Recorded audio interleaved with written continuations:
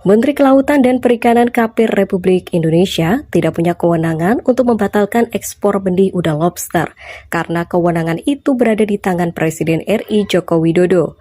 Untuk kepastian hukum dan terciptanya iklim perdagangan di Indonesia yang sehat dan mumpuni, Profesor Yusril Iza Mahendra mewakili kliennya PT Kreasi Bahana Mandiri dan beberapa nelayan di Nusa Tenggara Barat akan mengajukan judicial review ke Mahkamah Agung.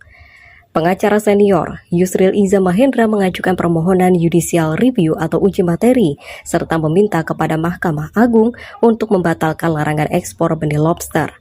Yusril dan para advokat Iza & Iza Law Firm mengajukan judicial review sebagai kuasa hukum PT Kreasi Bahari Mandiri dan beberapa petani kecil di Nusa Tenggara Barat dengan alasan Menteri Kelautan dan Perikanan tidak berwenang melarang ekspor barang dan jasa meskipun yang diekspor adalah benih lobster.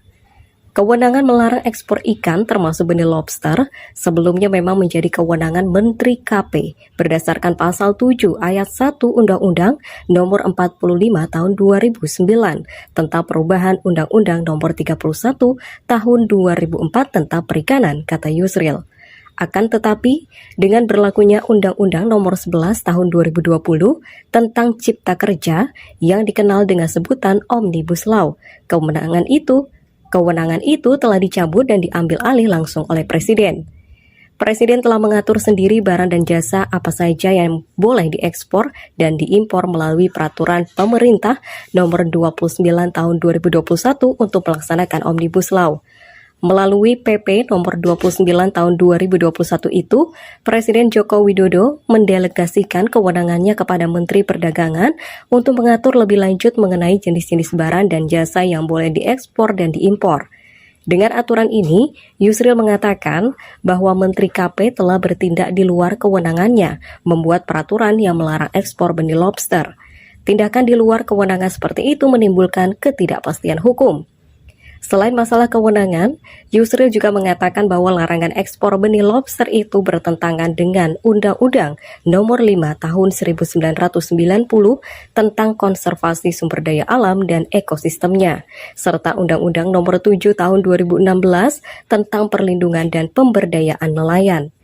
Menteri KP seharusnya lebih dulu menyatakan bahwa lobster adalah binatang langka atau jenis binatang yang dilindungi sebagaimana diatur dalam pasal 21 ayat 2 Undang-Undang Nomor 5 Tahun 1990.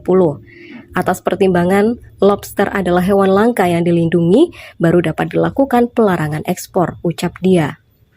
Namun dalam peraturan Menteri KP sampai yang terakhir diterbitkan, yakni Permen KP nomor 1 tahun 2021 yang menyebutkan adanya 19 jenis ikan yang dilindungi, ternyata tidak memasukkan lobster sebagai binatang langka atau terancam punah yang dilindungi oleh negara. Jadi jelas kiranya bahwa larangan ekspor benih lobster ini adalah aturan yang mengada-ngada, kata Yusril. Ia berpandangan bahwa kebijakan Menteri KP juga telah membuat pengusaha perikanan dan nelayan kecil terombang-ambing.